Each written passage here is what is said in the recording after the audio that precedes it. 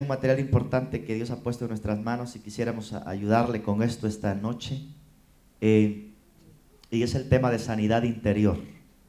¿Cuántos saben que cuando venimos a Jesús nuestros pecados son perdonados y nuestro nombre es inscrito en el libro de la vida?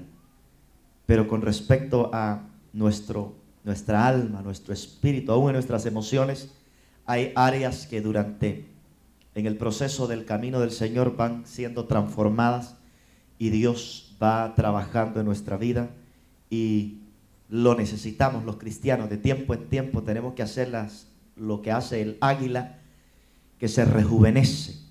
Y yo sé que aún estos temas son a veces punto de controversia, pero es cuestión de revelación, y Dios nos ha revelado a nosotros misterios maravillosos que quisiéramos compartir con usted. Sanidad interior. Sanidad interior es el proceso mediante el cual las heridas, traumas, temores y malas experiencias del pasado de una persona son curados. Hoy, traumas, heridas, temores y malas experiencias del pasado de una persona son curados,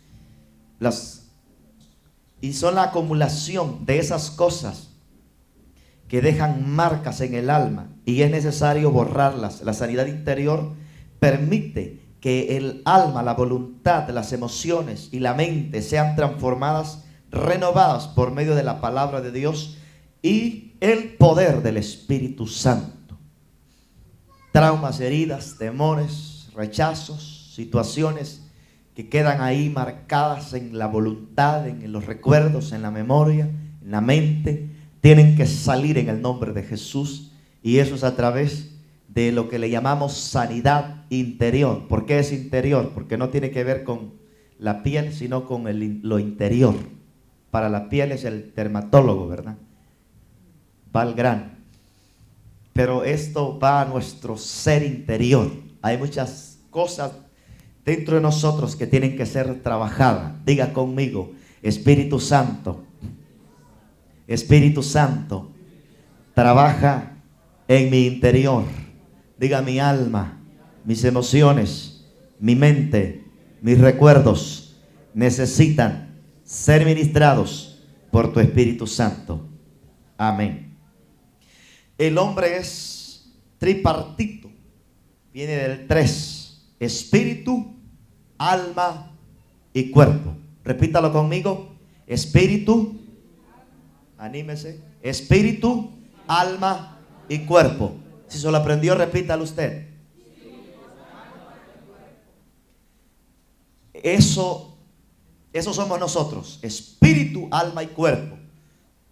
Oiga, y note bien el orden. No es siquiera cuerpo, alma y espíritu. Es espíritu número 1, alma y cuerpo. Eso es muy importante entenderlo, porque nuestra esencia verdadera no es el cuerpo, sino el espíritu. El espíritu que vino de Dios. El espíritu que fue el aliento de vida que sopló Dios en Adán. Y ese es el que se puede de alguna forma herir aún. Y por eso necesitamos nosotros ser ministrados. Las heridas no solo pueden ser en el cuerpo, las heridas son en el alma también. Y esas no las ocasionan con un machete, con un cuchillo, sino que pueden ser palabras, pueden ser circunstancias, pueden ser rechazos, pueden ser heridas en el alma que necesitan ser sanadas. No hay doctor que las sane, no hay dermatólogo, no hay doctor que las pueda ¿verdad?, tratar, sino solo el Espíritu Santo del Señor. Y hoy estamos aquí delante de la presencia del Señor para que Él pueda sanar heridas, situaciones de la infancia, aún de la niñez, de la juventud, de la edad adulta, porque el Espíritu Santo es experto y es especialista para tratar más allá de lo que se ve del cuerpo físico. Él trata el alma y Él trata el espíritu. ¿Cuántos quieren ser tratados en su espíritu? Entonces el hombre es tripartito: espíritu, alma y cuerpo. El ser humano es un ser tripartito que tiene 3 partes en esencia. El hombre es un espíritu que tiene un alma y vive dentro de un cuerpo físico. Estudiemos en detalles cada una de estas partes. Oiga, el hombre es un espíritu, ¿verdad?, que tiene un cuerpo y un alma. es un espíritu. ¿Qué es usted? Diga espíritu. Usted es un espíritu que tiene un cuerpo, que habita en un cuerpo y tiene un alma. El cuerpo es el templo, pero su esencia es el espíritu. Y eso es tremendo, que la gente trabaja el cuerpo, pero no sana las heridas del alma. La cirugía plástica puede trabajar el cuerpo. El botox y todo eso puede trabajar arrugas externas, pero no las del alma. ¿Alguien está aquí todavía? Dios quiere trabajar con nuestras heridas internas. Si hay algo ahí, Dios lo puede ministrar en el nombre de Jesús. Si hay alguna arruga, si hay alguna rencor, si hay alguna situación difícil, el Espíritu del Señor no, hermano, hoy la cirugía plástica, el silicone hace mucho, pero ¿sabe qué? Lo interno no lo pueden trabajar. La gente aparece joven de afuera, bien contornadas o bien aparentemente bien jóvenes, pero por dentro se está muriendo, hay heridas y hay tantas cosas que necesitan ser ministradas. Y aquí estamos para sanar lo del interior, lo del alma, lo del espíritu. ¿Cuánto glorifican a Dios? Porque tenemos a un Dios que trabaja con nuestra alma, nuestro espíritu, porque Él lo creó, Él lo formó. El hombre solo puede llegar al cuerpo y trabajar el cuerpo. Le quitan, le ponen, le agregan, le estiran, le jalan, pero adentro lo dejan herido, frustrado, deprimido, resentido, enojado, amargado, frustrado. Y es un relajo por dentro. Solo el Espíritu de Dios puede trabajar. Alguien diga amén. Y gloria a Dios por nuestro Padre eterno, que Él puede trabajar nuestro ser interior. Entonces el ser humano es un ser tripartito, que tiene tres partes en esencia. El hombre es un espíritu que tiene un alma y vive dentro de un cuerpo físico. Estudiemos los tres. Espíritu es el hombre interior, la parte inmortal o inmaterial, y también inmortal, porque el espíritu no muere. ¿Cuántos saben que el espíritu es eterno?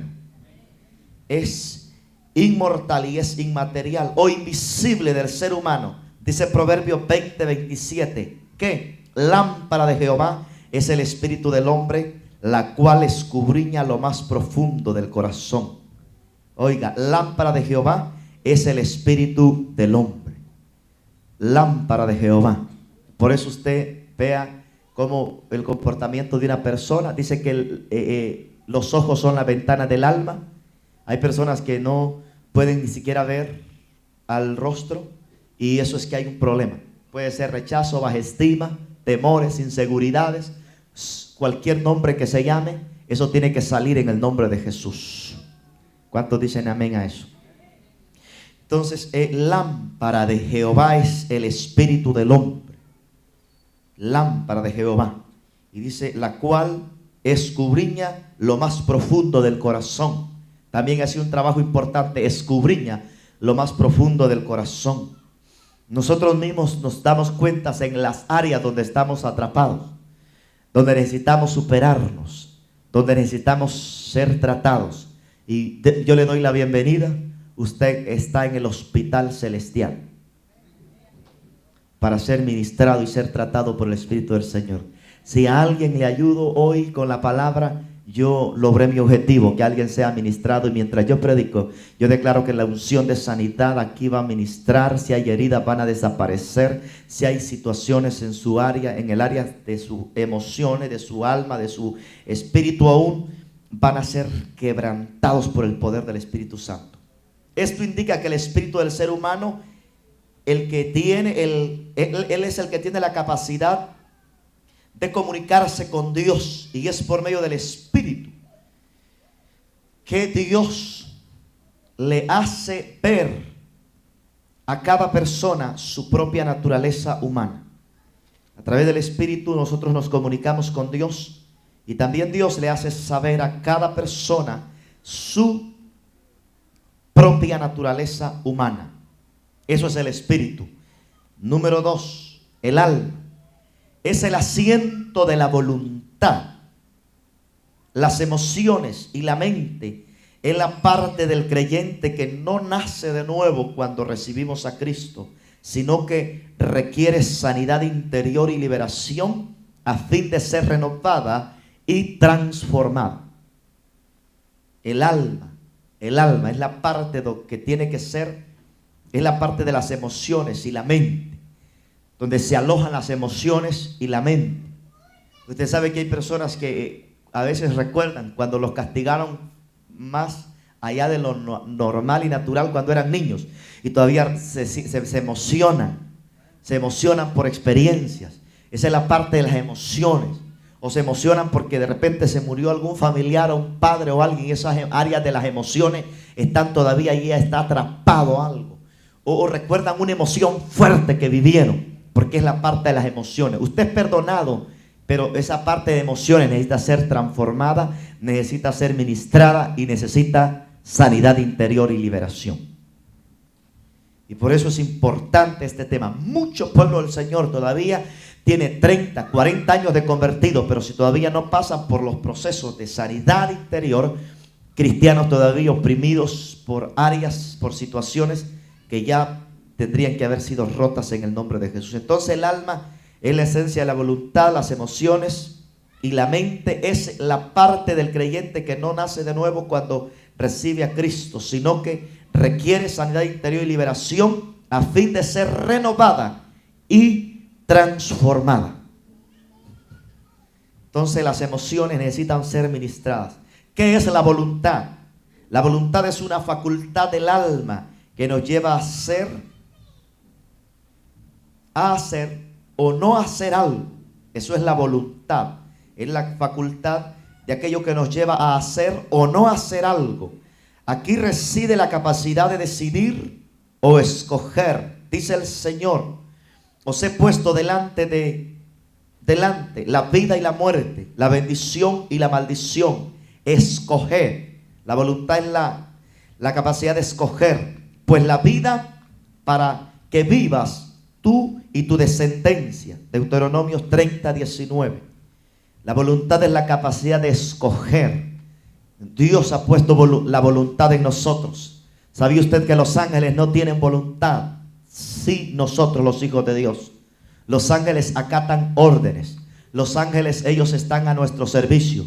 Los ángeles, ellos, aleluya, son adoradores, pero aparte de otras actividades. Pero nosotros, Dios nos dejó el libre albedrío y nos puso voluntad para que nosotros pudiéramos tomar decisiones. Y eso es algo que lamentablemente la voluntad se ha usado mal, y la gente usa su voluntad para hacer lo incorrecto. Pero aquí hemos de rendir nuestra voluntad al Señor. ¿Cuántos rinden su voluntad a Dios?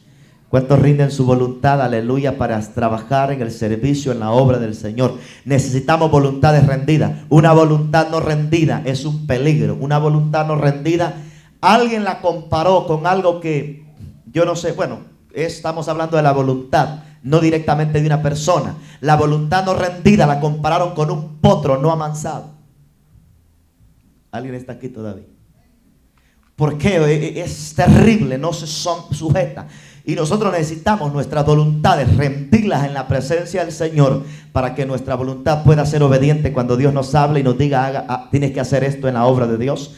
Nuestra voluntad tiene que, aleluya, decidir servir al Señor. Nuestra voluntad, le aseguro que la voluntad, a algunos les pasó una mala jugada hoy. El Espíritu de Dios, claro, es lógico que vinieran a la iglesia, pero dijo: la cama está buena, y se acostó, o se quedó en Facebook, o se quedó en otras cosas, en redes sociales, viendo lo que no tenía que ver, y eso no era la voluntad de Dios. La voluntad de Dios era que estuviera en la casa del Señor, buscando, escuchando una palabra que puede tratar su espíritu, porque Facebook no le va a sanar las heridas. Alguien todavía dice aleluya. La internet no le va, otras cosas, subir, bajar y arreglar fotos no le va a resolver nada. Pero aquí en la casa de Dios usted puede salir, aleluya, diferente, transformado, ministrado, tocado, aleluya. Su voluntad puede ser disciplinada a obedecer a Dios y a escuchar la poderosa palabra que lo va a bendecir y que lo va a transformar. El ser humano es un agente moral, diga moral, libre de escoger entre el bien y el mal. Y la voluntad es la fuerza que abre o cierra todo acto de elección en nuestra vida. Aquí se incluyen los pensamientos, pasiones y emociones. Es necesario rendir, quebrantar y vaciar nuestra voluntad humana para luego llenarla con la voluntad divina. Oiga, vaciar nuestra voluntad humana. Hay una voluntad humana. La voluntad humana quiere las cosas humanas, pero hay que vaciar nuestra voluntad humana para llenarla con la voluntad de Dios, con la voluntad del Dios eterno, de nuestro Padre. ¿Cuántos quieren que su voluntad esté llena de Dios? De las cosas de Dios. Si su voluntad está llena de Dios, usted va a querer orar, usted va a querer venir martes, usted va a querer congregarse, usted va a querer estar en las cosas del reino. Usted no va a querer estar, mire, fiestas van a haber, paris van a haber, familiares van a cumplir años. Pero si usted tiene una voluntad rendida, usted dice: en los negocios de mi Padre me es necesario estar. Jesús a la edad de 12 años tenía una voluntad rendida, que él sabía lo que quería y él estaba definido. Cuando lo encontraron en el templo, María y José, y le dijeron: ¿por qué nos hiciste esto? Él estaba en el templo hablando con los maestros de la ley, argumentando puntos, debates de la Biblia. Y sabe, él declaró: en los negocios de mi Padre me es necesario estar. Era una voluntad rendida a Dios, una voluntad rendida a su Padre. ¿Cuántos quieren una voluntad rendida al Dios eterno? No, hermano, les aseguro que hay diversiones, estrategias para divertirse. Ahí afuera hay, no es que no hay.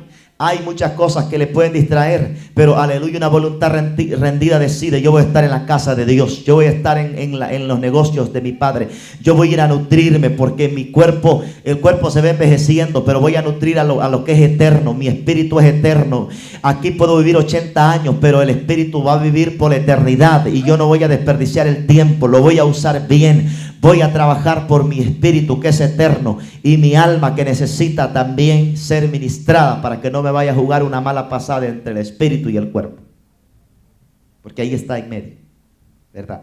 Entonces es importante que nosotros lo entendamos. Nosotros debemos tomar la iniciativa de renunciar a las áreas de nuestra vida que a Él, al Dios eterno, no le agradan.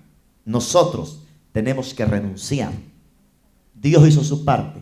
Jesús ya murió en la cruz por todos nuestros pecados, pero hay cosas que son una decisión del corazón. Diga conmigo fuerte: una decisión del corazón.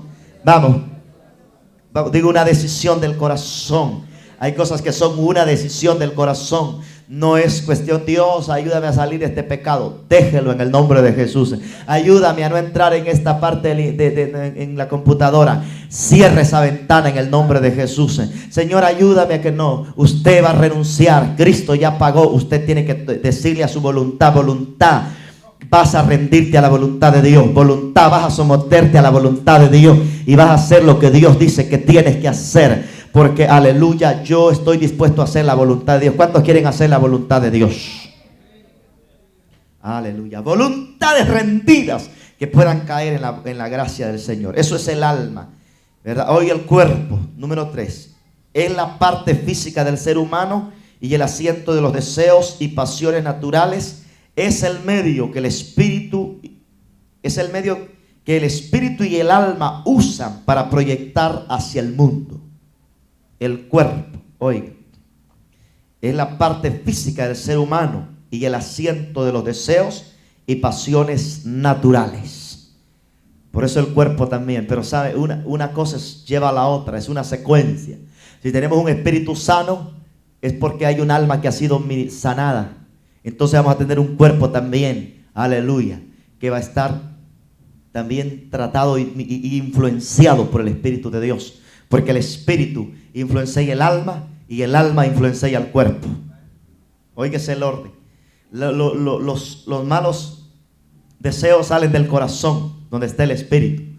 Es verdad, si el espíritu está sano y el alma, definitivamente nuestro cuerpo no va a ser llevado ni va a ser dirigido a hacer cosas malas, sino que va a estar bajo la voluntad de Dios, bajo obediencia. Nuestra voluntad, aleluya, va a estar fuerte y va a estar de acuerdo a la voluntad de Dios. Entonces vamos a ver el poder de Dios. Entramos al primer punto, que es perdón. Diga fuerte conmigo: perdón. No lo dijo bien, quiero oírlo. Diga. Eso es lo primero en sanidad interior, perdón. Nosotros necesitamos saber que necesitamos perdonar y ser perdonados también. ¿Cuántos aquí no se equivocan? le digo que todos cometemos errores, pero necesitamos aprender a perdonar, porque eso es algo poderoso en el reino de Dios. El perdón. Cuando reconocemos a Jesús como Señor y Salvador, nuestro espíritu es liberado. Sin embargo, las heridas que hemos recibido a lo largo de nuestra vida permanecen alojadas en el alma, donde también reside en la voluntad. Ya hablamos que los pecados son perdonados, pero heridas quedan alojadas y residen en nuestra voluntad, las emociones y la mente, donde se alojan en la voluntad, las emociones y la mente. El tiempo no borra las heridas del alma. Algunas veces solo forman una costra por encima, pero la llaga sigue supurando por dentro. Hace falta pasar por un proceso de sanidad interior y liberación que nos lleva a descubrir dónde están esas heridas con el fin de curarlas. De lo contrario, contagiarán otras áreas de nuestra vida. El tiempo no borra las heridas. Al contrario, dice que como pasa con una herida natural, a veces nace una costra nada más encima, pero por dentro está supurando. Tóquenle un poquito y diga, ay, no me toque ahí que me duele. ¿Y por qué le duele? Que tengo una herida. Así pasa a veces cuando se predica la palabra. Hay gente que dice, eso era para mí. Y yo le aseguro que si usted siente que era suyo, a lo mejor Dios le estaba hablando. Amén. Y las heridas, sé que así funciona. Una costra superficial, pero no sanidad interna. Y Dios no quiere algo superficial, sino sanarnos profundamente. ¿Cuántos quieren sanidad en el nombre de Jesús? Que usted después, hasta puede tocarse ahí, no pasa nada. Se sanó profundo y eso es algo poderoso. Para vivir en completa libertad necesitamos perdonar. ¿Cuántos están de acuerdo conmigo? Para vivir en completa libertad tenemos que perdonar. No me diga que no va a perdonar y usted dice, y voy a vivir en una vida plena, en una plenitud en Dios. No puede vivir en plenitud, no puede vivir una vida plena si primero no es un buen perdonador. Diga al que está a su lado, un buen perdonador. Diga, buenos perdonadores. Aleluya. ¿Cuántos son buenos perdonadores aquí? Eso es, si quiere vivir porque la sanidad, usted no crea que el favor se lo hace a su vecino o a su, no sé, a su persona que tal vez fue su ofensor. El bendecido es usted, el que perdona es el que es bendecido, porque ese se libera, aleluya, y tiene los cielos abiertos, y cuando da la ofrenda, su ofrenda es recibida, y todo lo que hace, aleluya, es bendecido porque usted aprendió a perdonar. ¿Cuántos dicen gloria al Señor? Es importante ese proceso. Mire, parte de esto es lo que se le va a ministrar a los jóvenes. ¿Cree usted va a estar bueno esto? Diga, va a estar bueno. Toda la iglesia necesitamos. ¿Sabe que hay gente que no entiende esto? Pero la sanidad interior, hermano, uno puede haber sido sanado, pero uno tiene que seguir sanándose. ¿Por qué? Porque en la vida lo van a seguir hiriendo.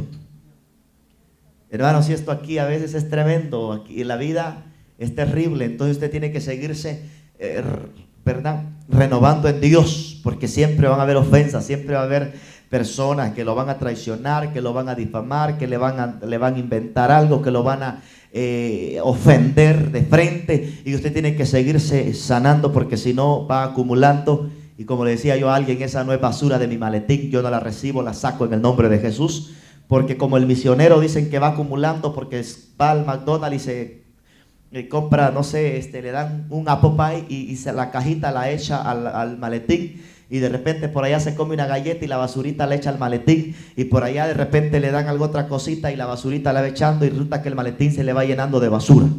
De tiempo en tiempo el misionero dice que abre el maletín y saca toda la basura que ha ido acumulando. En el camino siempre acumula uno basura, y hay momentos donde uno tiene que abrir el maletín y decir, esta basura se va fuera en el nombre de Jesús. Este resentimiento sale, esto no me agrada, esto no sirve, esto huele mal, esto se va pudriendo y esto tiene que salir afuera. Más si hay residuos de comida, empieza a oler mal. Y así tenemos que ser los cristianos, aprender a liberarnos en Dios. ¿Cuántos quieren oler la fragancia del cielo, del perdón, de los frutos del Espíritu, del amor, del gozo, la paz, la paciencia, la benignidad, la bondad, la fe, la mansedumbre, la templanza? Eso es maravilloso. Entonces, ¿qué es el perdón? ¿Cuántos quieren aprender a perdonar? O aprender del perdón. ¿Qué es el perdón? Perdonar es soltar. Diga soltar. Ayúdeme a predicar. Diga soltar. Perdonar es soltar, dejar libre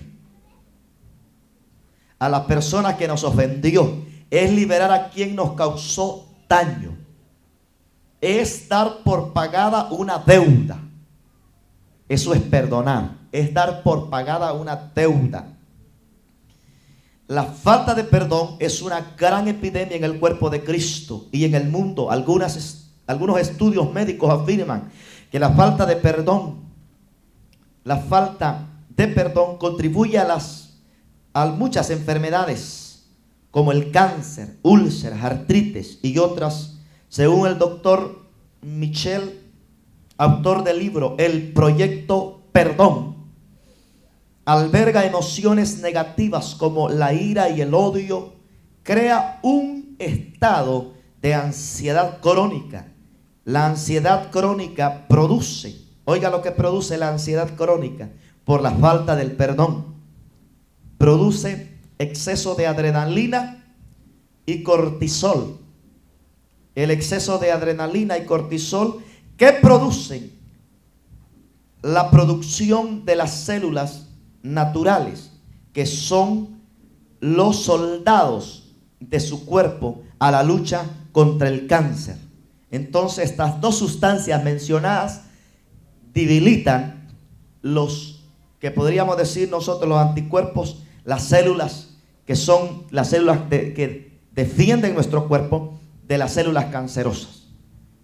Por eso no podemos gastar nuestra energía en otra cosa que no sea nuestro cuerpo mismo. Aleluya, no vamos a desperdiciar, como decimos, energía en lo que no debemos desperdiciar, porque cuando alguien no perdona, está guardando esa y está sufriendo, está alterando su vida y aún su sistema, su cuerpo es alterado, y eso trae consecuencias negativas aún en el cuerpo físico.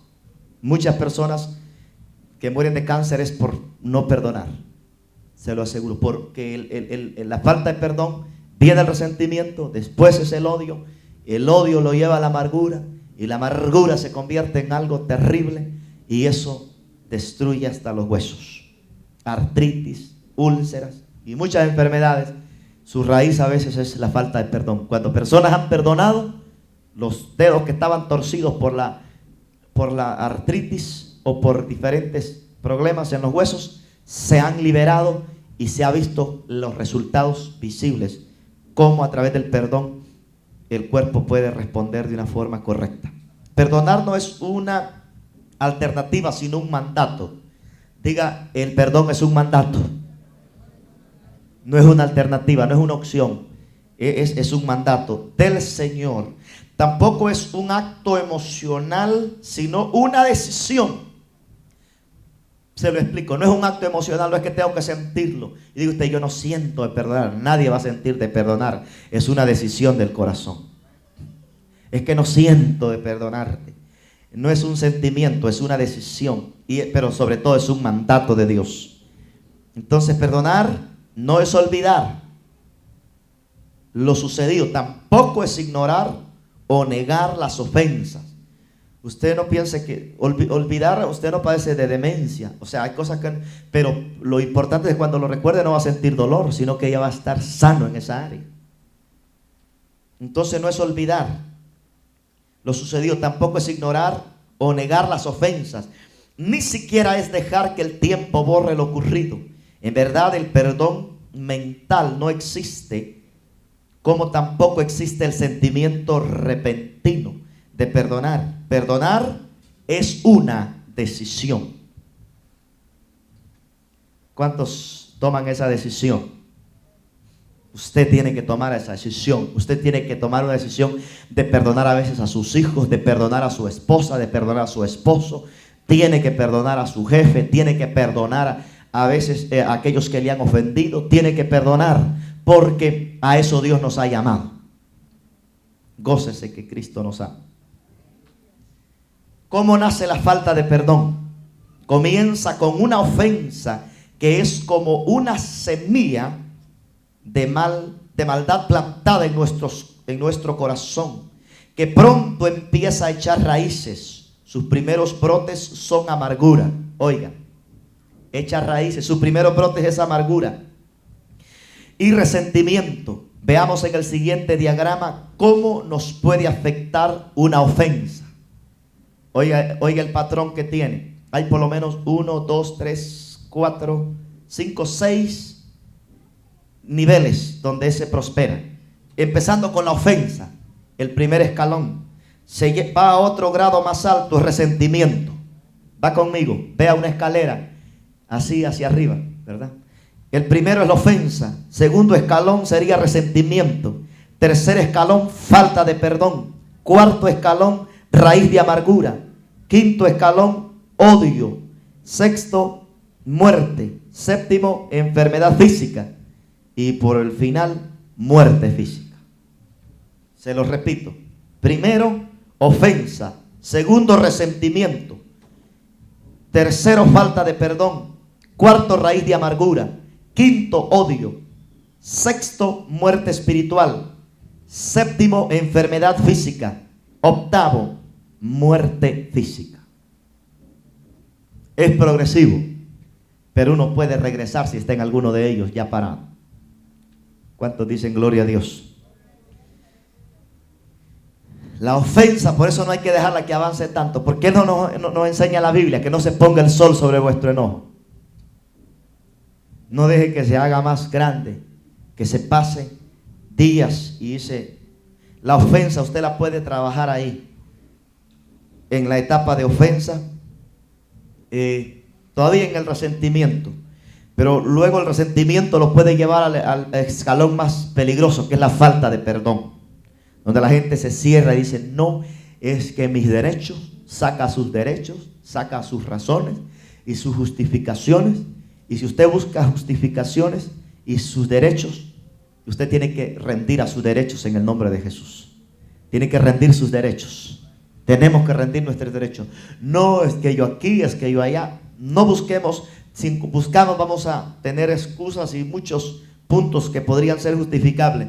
Pero ninguno es tan justificable como el otro escalón, la falta de perdón. Cuando estás resentido, tienes que perdonar. Porque si no viene la falta de perdón. A alguien le estoy ayudando esta noche. Si estás en el escalón vino la ofensa, esa no la puedes evadir y luego estás ofendido. Luego ahí, si no perdonas, viene la falta de perdón. Y si la falta de perdón, ahí todavía no se trabaja, llega la raíz de amargura. Y la raíz de amargura es peligrosa. Luego de la raíz de amargura, el siguiente es odio. Odio es tremendo. Pero ¿qué tal si uno perdona? Una pregunta en el trabajo. Si la persona anda brava todo el tiempo y le pasa al otro y ya son dos los que andan bravos con uno, ¿cómo uno le va a hacer ahí? Si usted perdona y la otra parte no perdona, pues usted, cuando uno perdona, pues se disculpa. Y si uno no, si uno perdona, uno queda, los pecados le son perdonados. La persona que se hará daño es la persona que no perdona. Pero de su parte usted es libre, usted queda liberado y queda de acuerdo a la voluntad del Señor. Pero ¿qué tal si le sigue maltratando? Siga perdonando, porque ese es el patrón del Señor. ¿Cuánto tenemos que perdonar? Preguntó uno. Aleluya, los discípulos. ¿Cuánto tenemos que perdonar? 7 veces, le dijo Jesús, 70 veces 7. Y 70 veces 7 eso representa que uno, hermano, y en la vida tenemos que seguir perdonando. O decirle, Señor, aleluya, sácame de Egipto y llévame a la tierra prometida. Dame un trabajo porque tampoco no voy a ser chancleta de nadie, es verdad. Nadie me va a pisotear. Ábreme otra puerta de bendición. Y ahí creo yo que es la forma como Dios lo puede a uno sacar en victoria. Amén. Y definitivamente nosotros tenemos que perdonar en la etapa de resentimiento. Ofendidos, resentidos, ahí hay que perdonar. No hay que permitir la falta de perdón, la raíz de amargura, que eso se convierte en odio, el odio se convierte en muerte espiritual y luego enfermedades físicas y después muertes físicas también. ¿Cuáles son las consecuencias de no perdonar? Diga conmigo, consecuencias de no perdonar.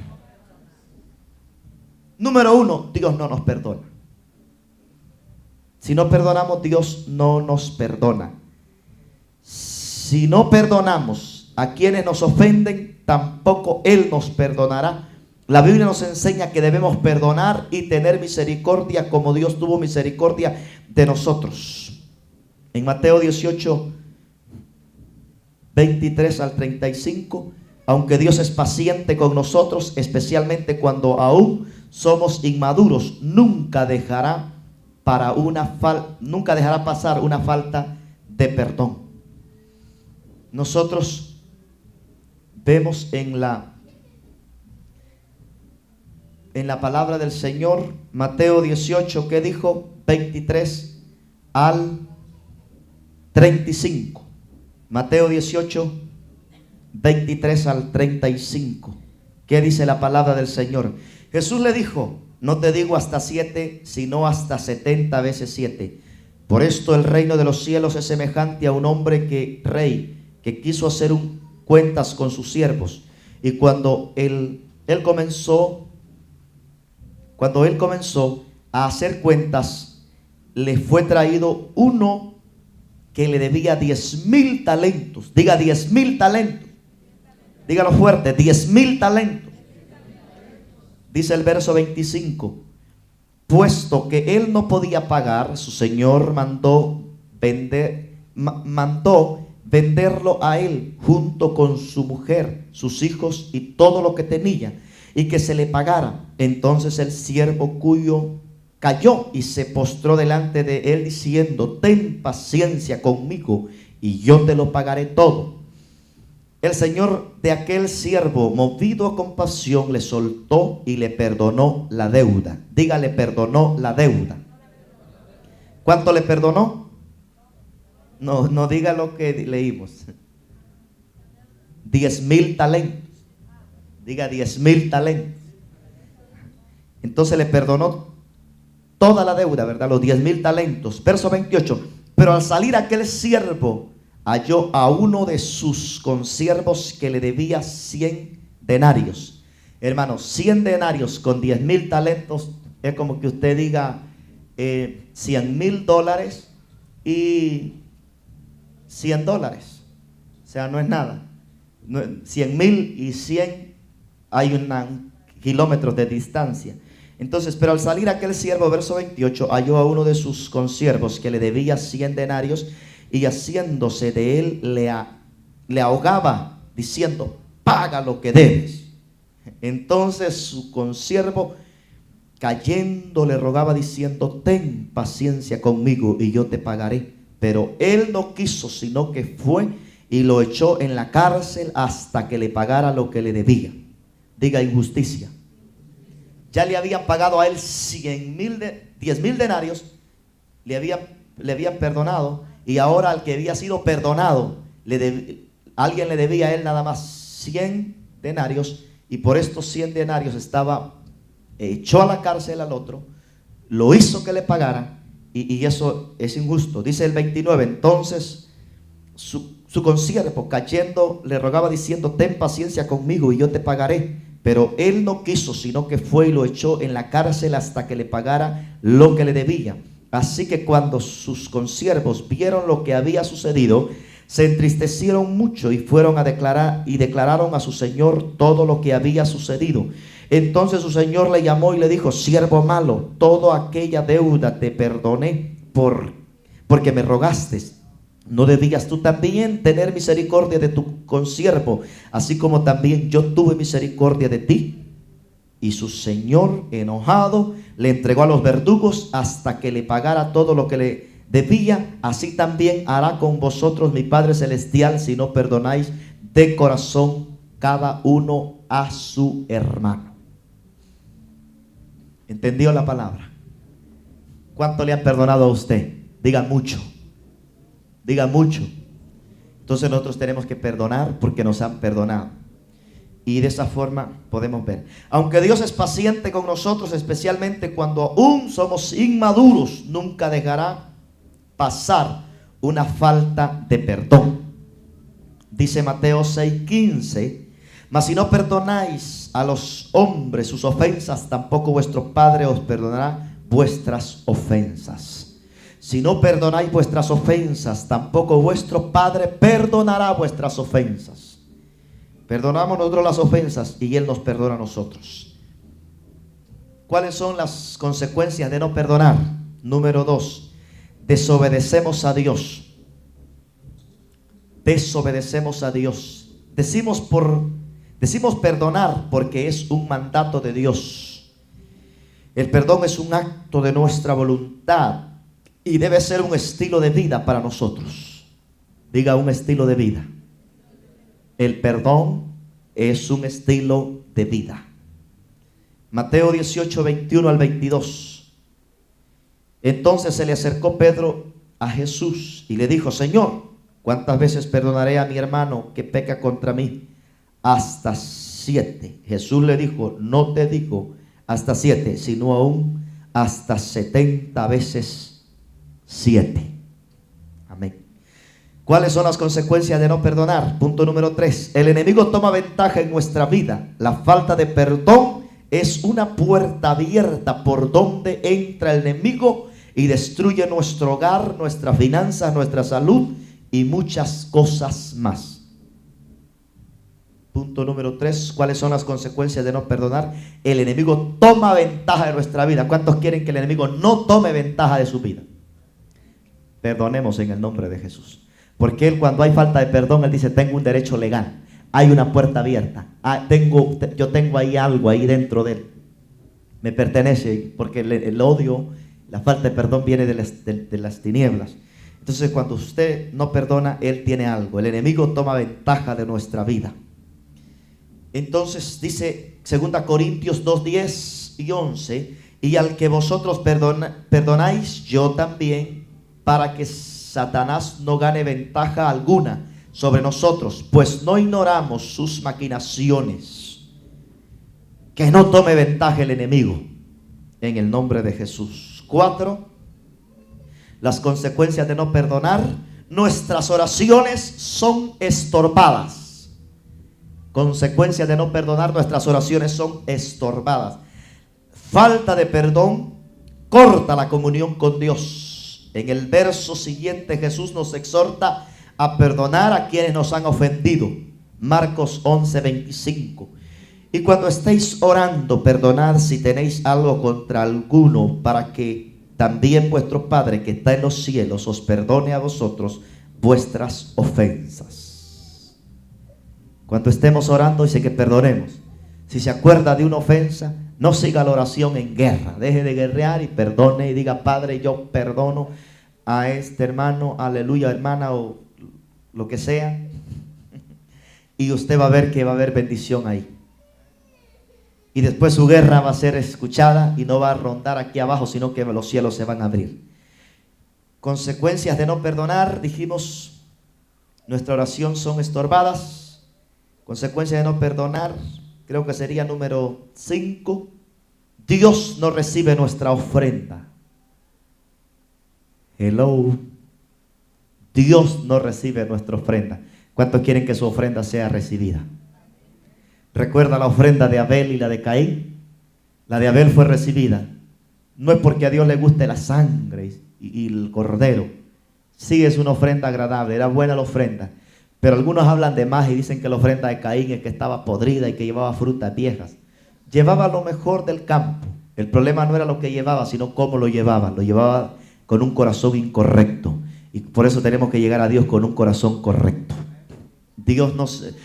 A Dios no le falta billete. Dios quiere bendecirnos a través de eso, pero Él nos quiere a nosotros más que la ofrenda.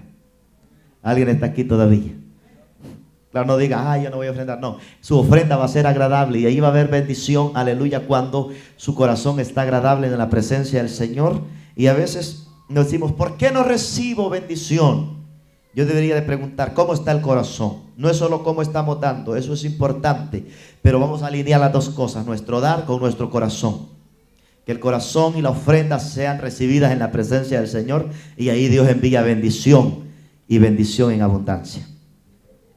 Dios no recibe la ofrenda. Dice, toda ofrenda a Dios es un sacrificio vivo. Diga, sacrificio vivo. Es un sacrificio vivo. Toda ofrenda a Dios es un sacrificio vivo. Dios no recibe un sacrificio que procede de un corazón contaminado por la falta de perdón, porque es abominable ante sus ojos. Algunos me preguntan, pastor, ¿por qué no prospero si yo diezmo y ofrendo? Mi pregunta siempre es la misma. Analice su vida y verifique si hay falta de perdón en su corazón. Mateo 5, 23 y 24. Por tanto, si traes, oiga, Mateo 25, capítulo 5, verso 23 y 24. Y por tanto, si traes tu ofrenda al altar y allí te acuerdas de que tu hermano tiene algo contra ti, deja ahí tu ofrenda delante del altar y anda, reconcíliate primero con tu hermano y entonces ven y presenta tu ofrenda al Señor. Porque la palabra del Señor nos dice que traigamos, y cuando venimos al altar nos acordamos de que, aleluya, tenemos algo en contra de un hermano, dice que dejemos la ofrenda en el altar. Aquí está el pastor, se la va a cuidar que nadie se la... Usted vaya, arregla su situación con algún, si tiene un problema, y viene y pone la ofrenda en el alfolí. Alguien dijo, ¿por qué Dios no dijo que se lleve la ofrenda de regreso? Porque se puede perdonar con el hermano y alegrarse tanto y estarse dando, y agarrar una plática que le puede olvidar venir a dar la ofrenda. Por eso, bueno, ya nos perdonamos, pero tengo algo ahí en el altar que todavía no lo he puesto en el alfolí y después hablamos. Dios es sabio, ¿cuántos dicen amén? Sí, porque puede alegrarse tanto usted del perdón y de la verdad, del reconcilio, que se le olvide ofrendar y entonces ya no queda mal con el hermano, sino con Dios. Dios es sabio, hermano, en su infinidad, en sus conocimientos. Entonces, el otro punto de las consecuencias de no perdonar, el Señor nos entrega a los verdugos. Eso es tremendo. El Señor nos entrega a los verdugos. ¿Qué es verdugos? Demonios. Oiga, y ella no es el diablo, sino las consecuencias de una cosa que ha ido llevándonos a otra. Dice, la falta de perdón atrae a los demonios. Oiga eso. Ellos torturan su mente cada vez que usted recuerda lo que le hicieron. La falta de perdón atrae a los demonios. Ellos torturan su mente cada vez que usted recuerda lo que le hicieron. Y lo incitan a tomar venganza. Ahora que conoce el plan del enemigo, no deje torturarse más. Perdone en el nombre de Jesús. Amén. Mateo 18, 34 al 35. Entonces su señor enojado le entregó a los verdugos hasta que pagase todo lo que le debían. Así también mi Padre Celestial hará con vosotros, si no perdonáis de todo corazón cada uno a su hermano sus ofensas. El que no perdonó los apenas 100 denarios, lo también, ¿verdad? Lo echaron, lo pusieron en la cárcel. El que había sido perdonado de 10,000 talentos, también lo echaron a los verdugos por la falta de perdón. ¿Qué causa la falta de perdón? La fe es anulada. La fe es anulada. Cuando no perdonamos, es como si no le creyéramos a Dios porque estamos heridos. Hebreos 10, 22 nos manda a acercarnos a Él con fe. El que se acerca a Dios crea que le hay y que es galardonador de los que le buscan. Y con un corazón purificado de mala conciencia. Así que por hecho que se esfuerce por actuar en fe, la falta de perdón bloqueará su corazón y no le dejará creer. Anula la fe, la falta de perdón. Otra característica es que la falta de perdón el amor es anulado. Donde no hay perdón, el amor de Dios no fluye. No se puede amar y odiar al mismo tiempo. Cuando en una relación hay heridas sin sanar, la falta de perdón sepulta el poco amor que queda. Quien no perdona siempre será un perdedor y las mayores heridas se las hará él mismo. El que no perdona se convierte en un perdedor y las heridas más grandes se las hará él mismo. Y nos enseña ahí que donde hay heridas sin sanar, la falta de perdón sepulta el poco de amor que queda. Y por eso es que el perdonar hace que el amor fluya y traiga restauración. ¿Qué nos indica que hay falta de perdón? ¿Qué nos indica que hay falta de perdón? La persona que alberga rencor en su corazón proyecta algunas de estas señales. Oiga, vaya tomando apuntes ahí, porque este es un diagnóstico interno. Usted, sin darse cuenta, entró a los rayos X aquí del espíritu. ¿Cuántos dicen amén? Entonces, ¿qué nos indica que hay falta de perdón? Pensamientos de venganza. Yo me las desquito. No me quedo así. Esto me las paga. El que se mete con la familia fulana de tal, prepárese, porque aquí, y esos planes de venganza, pensamientos de venganza, cuando una persona está herida, lo que sale de su boca es juicio, ira, continuamente juega con pensamientos de venganza. Sin embargo, Dios dice lo contrario. ¿Qué dice Dios? Hebreos 10:30. Mía es la venganza, yo daré el pago, dice el Señor. El Señor juzgará a su pueblo. ¿De quién es la venganza? De Dios. Dice, mía es la venganza. Mire, hermano, cuando usted no se defiende y usted no contraataca, sino que deja que sea Dios que se encargue. Yo he visto al Dios del cielo levantarse por sus hijos. Dios se levanta por sus hijos, porque Dios no permite la injusticia. Dios es un Dios justo. ¿Cuántos dicen amén? Entonces, una de las demostraciones o de los síntomas que nos indican que hay falta de perdón es pensamiento de venganza. Por eso debemos aprender a dejar que sea Dios quien tome venganza y cobre por nosotros. No se las cobre usted. No le ayude a Dios.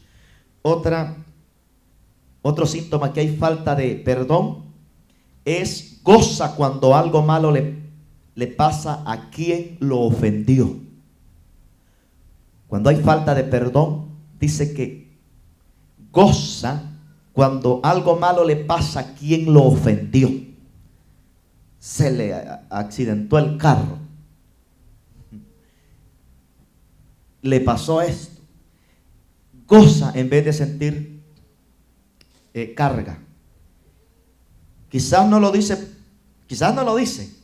pero se alegra en su corazón por el mal ajeno. Eso es peligroso, hermano, y son síntomas de que hay falta de perdón. Otro síntoma es siente dolor al recordar. Siente dolor al recordar. Cuando recuerda a las personas que le hicieron mal, vuelve a sentir el dolor, revive la angustia, la impotencia, el enojo y la ira. Siente dolor.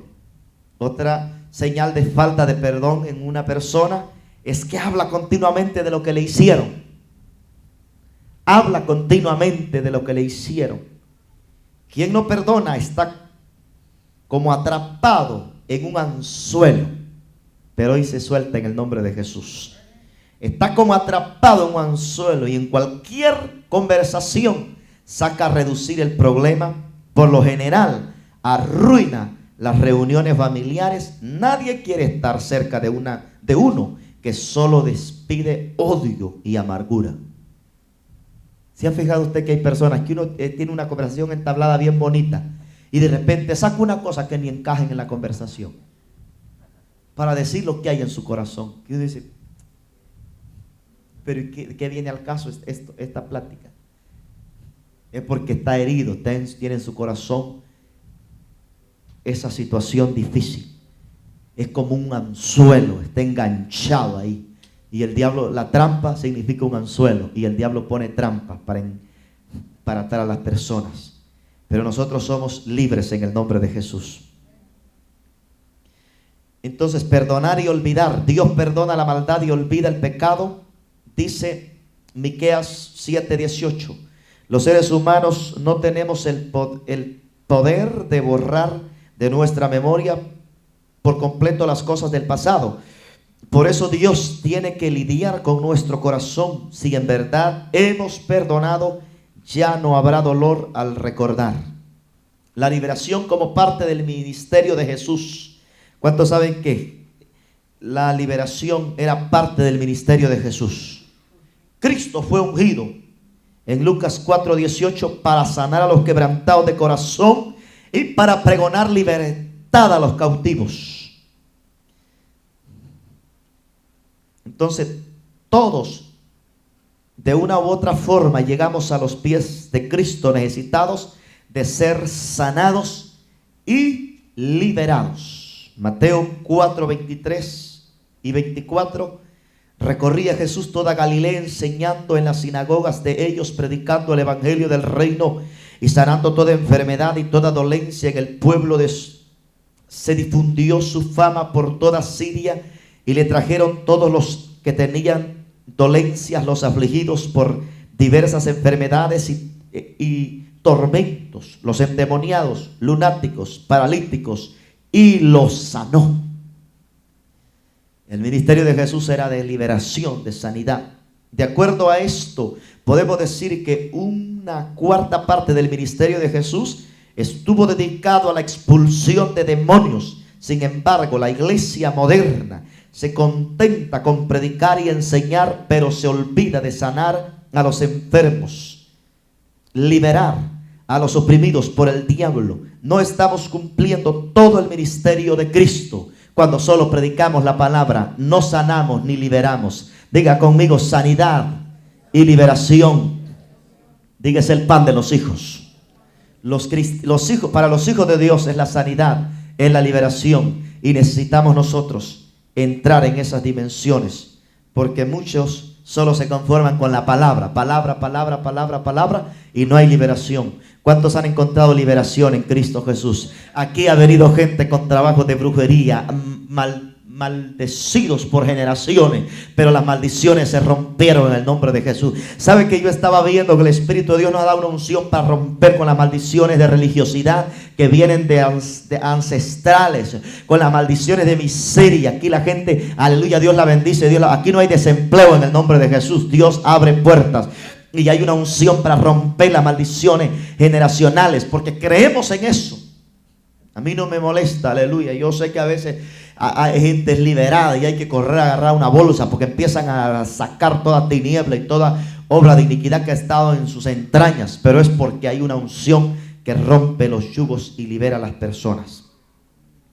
Entonces, el evangelio de Mateo, vemos a una mujer cananea clamando a Jesús para que le liberara a su hija que está siendo atormentada por un demonio. Pero Jesús le dice: no está bien tomar el pan de los hijos y echarlo a los perrillos. Sin embargo, ante la insistencia de la mujer, Jesús responde: oh mujer, grande es tu fe. Y al instante su hija fue liberada. Mateo 15, 21 al 28. Diga: la liberación es el pan de los hijos. Esta mujer no era hija de Abraham ni de la promesa, pero accedió a la liberación porque peleó lo que le pertenecía. ¿Cuántos quieren pelear su liberación aquí porque les pertenece? Hermano, gente sana del espíritu, del alma, aleluya, hasta el cuerpo. No habrán enfermedades que tengan derechos legales en el nombre de Jesús. La liberación es considerada por Jesús el pan de cada día para los creyentes. En ese pasaje bíblico Jesús dice que no está bien dar el pan de los hijos a los perrillos, refiriéndose a los que no son hijos de Dios. No obstante, hay quienes piensan lo contrario, consideran que la liberación debe ser solo para los inconversos o los incrédulos. En realidad, Jesús dijo que la liberación es primero para los creyentes. Dijo, no está bien dar el pan de los hijos a los perrillos. Diga, es para los hijos. Para los hijos. Es para los creyentes, para quienes han nacido de nuevo, pero todavía viven con opresiones demoníacas. No es que están poseídos, pero están con opresiones y hay influencias. Porque yo no creo literalmente que un cristiano tiene que estar poseído, que el diablo hable por la boca de él, pero sí están influenciados por situaciones. Alguno está aquí conmigo. Cuando Cristo llega, aleluya, Él establece su reino. Pero luego que nosotros entramos en este proceso, vamos siendo trabajados. Algunas iglesias están llenas de creyentes que aman a Dios, pero siguen siendo esclavos de las adicciones. Se sienten rechazados, tienen falta de perdón y viven con amargura en sus corazones. Muchos no entienden por qué pasan situaciones, han recibido a Cristo, pero todavía se sienten mal por las cosas del pasado. La respuesta es simple: necesitan liberación. Si están en adicciones, no vencen el cigarrillo, todavía sienten compulsiones a vicios y a cosas del pasado, necesitan liberación. La liberación o expulsión de demonios solo se puede entender por revelación. Diga, por revelación. ¿Puede un creyente tener una opresión demoníaca? Muchos piensan que una vez que la persona es salva, no necesita liberación. Si fuera así, ¿por qué hay creyentes que siguen oprimidos y enfermos? ¿Por qué siguen abrigando pensamientos de odio y falta de perdón, envidia y celos? ¿Por qué aún tienen malos hábitos y no los pueden dejar? Porque todavía están oprimidos, atados en alguna área. Posesión versus opresión. Una cosa es posesión y otra es opresión. Durante años muchos han creído que la liberación es solo para ciertos grupos étnicos, para quienes han practicado brujería, cometido crímenes, hasta adictos a drogas o han participado en aberraciones sexuales. Sin embargo, la realidad es que el ministerio de la liberación es para todos los hijos de Dios. Una de las causas que lleva a que vinculemos este ministerio más con la posesión que con la influencia demoníaca es que muchos consideran la influencia y la posesión como sinónimo y no lo son. Esto ha traído confusión y malos entendidos. Veamos las diferencias. Primero, posesión demoníaca. Le dije que es una cosa posesión y otra es opresión. Yo no creo en un cristiano poseído donde el diablo hable por su boca, pero sí creo en opresión. Es posesión demoníaca, es estar totalmente controlado y dominado por un demonio. La posesión implica que un demonio se ha apropiado de una persona en espíritu, alma y cuerpo. Un creyente no puede estar poseído por demonio porque el Espíritu Santo vive en nosotros. Pero si la persona se aparta del Señor, acuérdese, si un día fue libre de uno, le vienen 7 más fuertes. Alguno está aquí todavía. Así es que mientras nos mantenemos en Dios, estamos hablando de un cristiano que ama a Dios, no puede estar poseído, pero sí puede ser influenciado. Pero eso es un cristiano que vive de acuerdo a la voluntad de Dios. Hay muchos que se apartaron, que hermanos tienen legiones, que hay que sacárselos en el nombre de Jesús. Pero opresión es una influencia demoníaca. Ocurre cuando una persona se siente presionada, torturada, seducida, hostigada, acosada por un demonio en algún área de su vida donde Jesús no es su Señor. Un creyente sí puede estar oprimido o influenciado por demonios, mas no poseído. La influencia demoníaca se debe a la práctica continua de un pecado.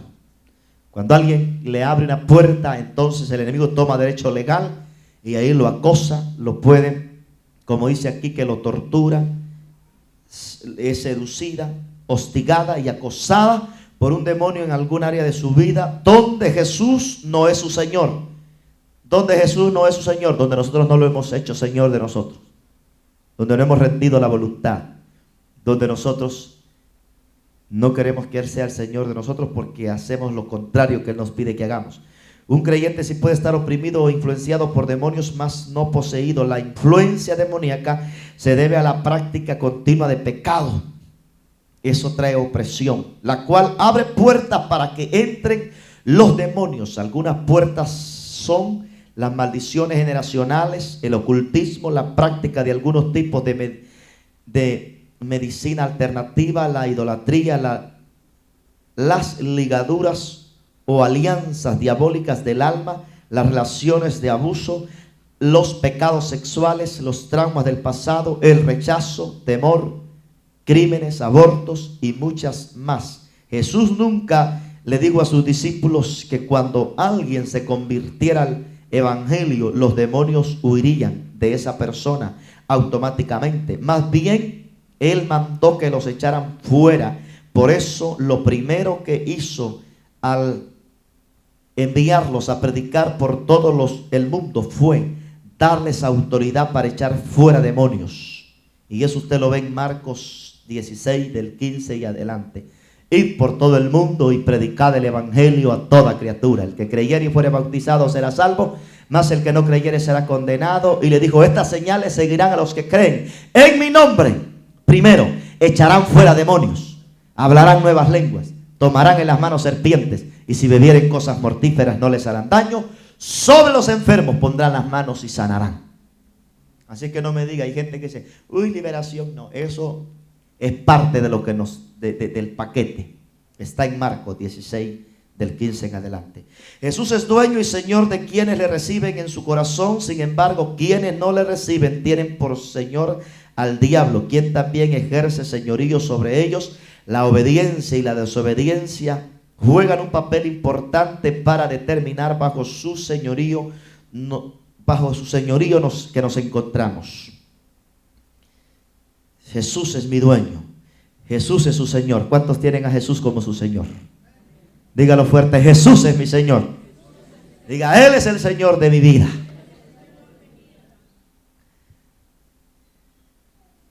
Entonces, ¿cuáles son los síntomas de una influencia demoníaca? Las adicciones. Síntomas de una influencia demoníaca: las adicciones. Cuando una persona no puede dominar o cambiar su conducta, es claro que el control no está en sus manos. Las adicciones más conocidas son a la nicotina, el alcoholismo, las drogas. Además, hay personas adictas a otras cosas que también destruyen el cuerpo, el templo del Espíritu Santo. Por ejemplo,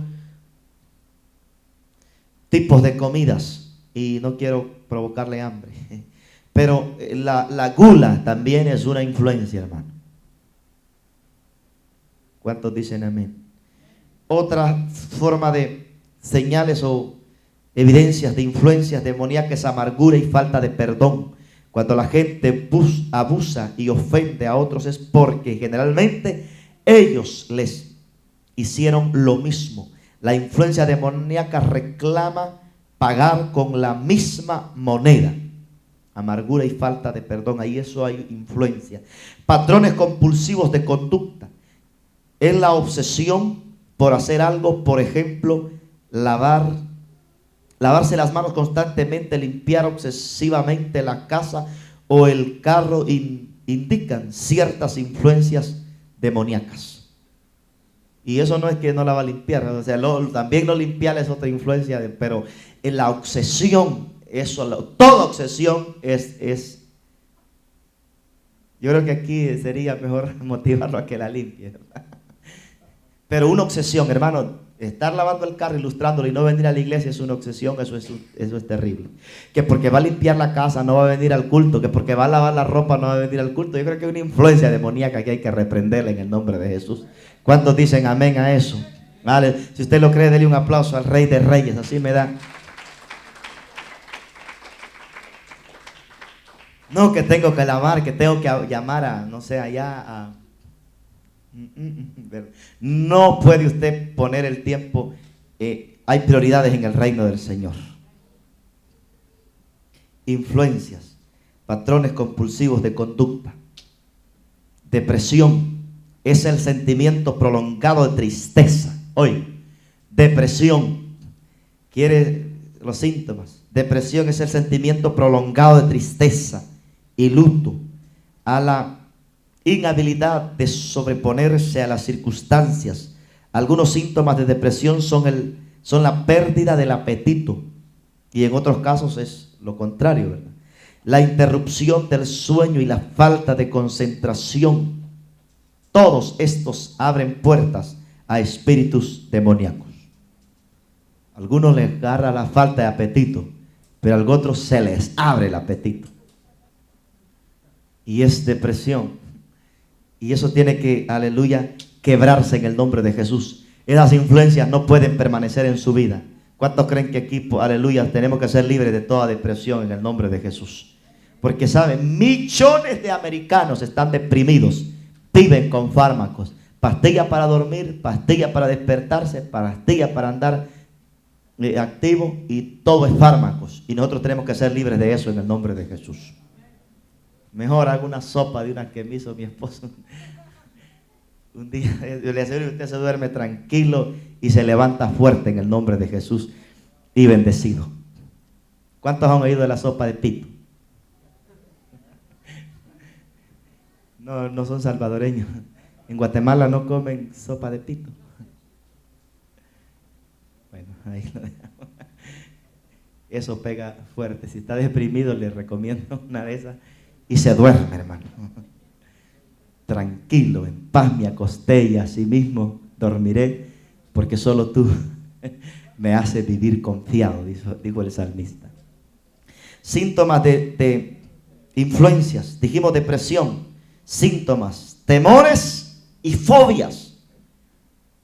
Cuando alguien es dominado por un temor irracional, ahí opera un espíritu de temor. Por ejemplo, temor a viajar en aviones, temor a morir, o temor al fracaso, el temor a atraer a los demonios. Temor y fobia son síntomas de influencias. Culpabilidad y autocondenación. Culpabilidad y autocondenación. Eso que esté pegando por mi culpa, por mi bendita, tiene que liberarse en el nombre de Jesús de Nazaret. Usted tiene que ser libre de la culpabilidad y de la autocondenación. Una vez que hemos confesado el pecado y Dios nos ha perdonado, ya no es necesario vivir culpándonos ni condenándonos. Si seguimos así, es porque un demonio está atacando nuestras emociones de culpabilidad y de autocondenación. Enfermedades hereditarias, influencias demoníacas, enfermedades hereditarias. La mayoría de enfermedades son transmitidas a través de la línea sanguínea o de nuestros padres. Cuando un miembro de la familia muere, el demonio que operaba en esa línea sanguínea busca un descendiente para habitar en él. A esta condición se le llama ley de la herencia, y es uno de los peores síntomas de influencia demoníaca. Qué terrible, hermano. Muere la persona, pero el espíritu que operaba, ese no se entierra, sino que ese se sale a la hora de que llevan el cuerpo al sepulcro, y busca al próximo. Y siempre busca en la línea generacional. Y por eso, aleluya, nosotros cancelamos toda maldición generacional. Enfermedades del pasado se cortan, se arruinan, se quiebran en el nombre de Jesús. Y nosotros somos libres por el poder de la palabra. ¿Cuántos dicen amén? Enfermedades de larga duración, quienes hoy se curan de una enfermedad y mañana caen en otra, por lo general son oprimidos por un espíritu de enfermedad. Lo que se hacen los enfermos para llamar la atención, abren las puertas a influencias demoníacas. Personas que están constantemente enfermos se curan de uno, caen en otra enfermedad. Y también los que se hacen los enfermos atraen enfermedades. Hay personas que hacen eso, ¿verdad? Que se hacen los enfermos. Deje de hacerse el enfermo si no está enfermo, porque está trayendo demonios de enfermedad. No diga me duele el cuerpo. Si no quiere lavar los trastes, pues acuéstese, pero no diga que está enfermo. porque está profetizando, está declarando maldición y se está auto maldiciendo. Mejor, ¿verdad? Ser honestos.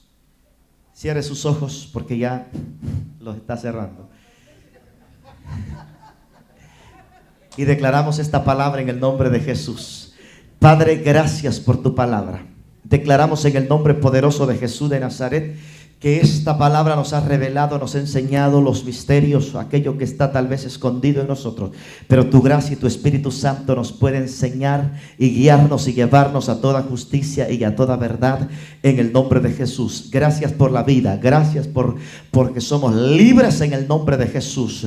Cada vida aquí ha recibido tu palabra, la semilla incorruptible, la palabra de fe, la palabra que no regresa vacía. Declaramos que cada uno de ellos es bendecido en el nombre poderoso de Jesús de Nazaret. Lo proclamamos en el poder de tu palabra. Bendícelos y llévalos con bendición a sus hogares y que sean bendecidos en el nombre de Jesús, libres, sanos, porque el pan de los hijos es la liberación, la sanidad, y la liberación es el pan de los hijos. Yo declaro liberación en cada vida en el nombre de Jesús por el poder de tu palabra. Amén, amén y amén. ¿Cuántos son libres en el nombre de Jesús? Ponga en práctica la palabra y va a ser bendecido. Salude a su hermano en el nombre de Jesús.